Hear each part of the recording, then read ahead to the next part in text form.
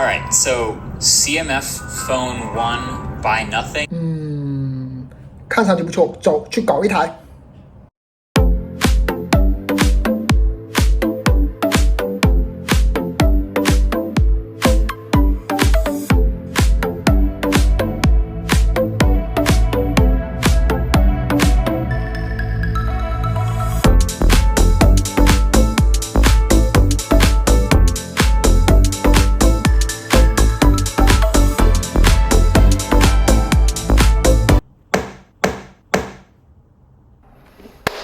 Hello， 大家好，我是 Barry。今天我们来做一个快速的开箱，开箱的是 CMF Buy Nothing 的 Phone 1。本来昨天已经录完了，但是今天剪辑的时候发现俯拍的镜头就跟喝了假酒一样，晃得厉害。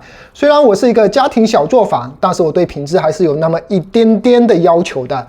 我信你个鬼！所以说就只能重新录了，大家就当做是新机开箱好了。话不多说，让我们开始。首先介绍一下 CMF 是拉星下面的一个子品牌，专门做入门级的机型。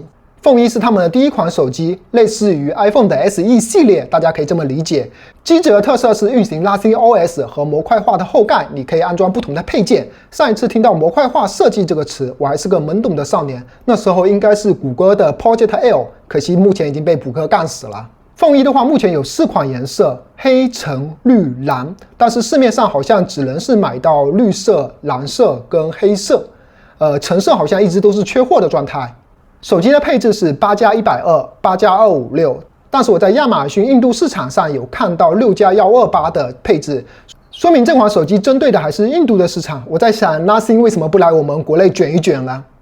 再说一下我这次购买的途径，我这次是通过香港的特许经销商购买的。其实你是可以在 CSL 的官网上去进行预定的，但是预定的话需要等几天，所以说我就直接在 Hong Kong Price 上面找了一家商家，直接过去购买的，价格是2299港币。不过的话也只有黑色和绿色2个颜色可以选择。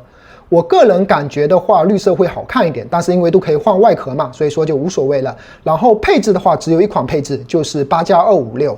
但是我觉得理想的配置应该是8+128，因为本身这款手机你是可以通过 SD 卡去扩展你的这个硬盘的。2299除了手机还赠送了几个配件，第一个是绿色的壳子，还有一个就是橙色的支架。我也不知道商家为什么还送我一个绿色的壳子，因为我本身买的就是绿色的机子了。可能要想手机过得去，身上必须都是绿。看看我的新帽子怎么样？官方除了这2个配件外，还有卡包跟挂绳，我觉得更实用，特别是卡包，毕竟后面可以去插一些卡片嘛。除了这2个官方的配件，商家还额外赠送了一个快充的一个套装，包含香港本地的一个插头跟快充的数据线。OK， 现在让我们快速的开箱。首先是一个手机的主体，绿色的，我们放到旁边，然后看一下下面有什么，一张说明书，没什么用，一根 C to C 的数据线，以及一个卡针。那我们看一下手机主体，正面是一个挖孔的摄像头，然后两边的边框我目测还是比较窄的，但是下巴呢会有一点宽度，然后顶部是一个麦克风，左边侧边是一个音量的调节按键。右边是一个电源键，下面的话分别是 SIM 卡、麦克风、Type-C 的充电口、扬声器。这款手机的话是单扬声器配置。我们接着来看一下后盖，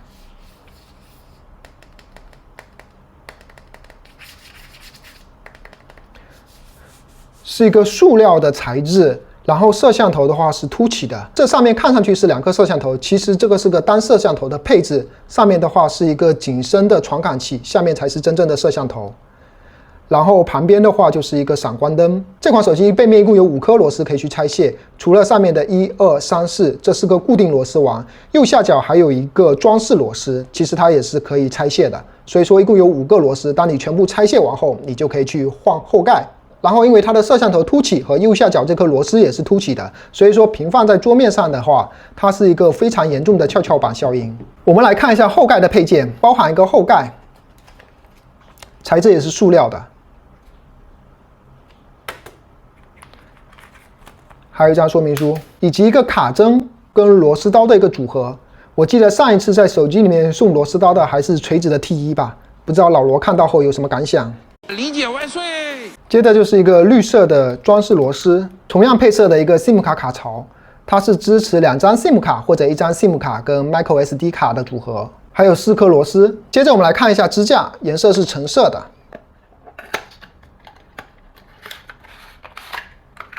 支架里面东西就很简单，只有单独的一个支架，没有其他东西了。我们把它安装上去试一下，拆一下这个装饰螺丝，直接旋进去。OK， 装完大概是这样。但是它有个地方不太好，如果它有个磁吸的感应就好了。比如说我放在这里的时候，它可以自动停留在这边，指到这边的时候自动吸附在这个壳子上面会更好。目前的话是没法固定的。我们看一下撑开状态，横放大概是这样子，竖放大概是这样子。我们来拆一下后盖，壳子我就不换了，换壳子等于脱裤子放屁，没用。把它剩余的4个螺丝旋开，4颗螺丝加一个装饰螺丝以及 SIM 卡全部拿掉后，我们接着就可以把后盖打开。哇，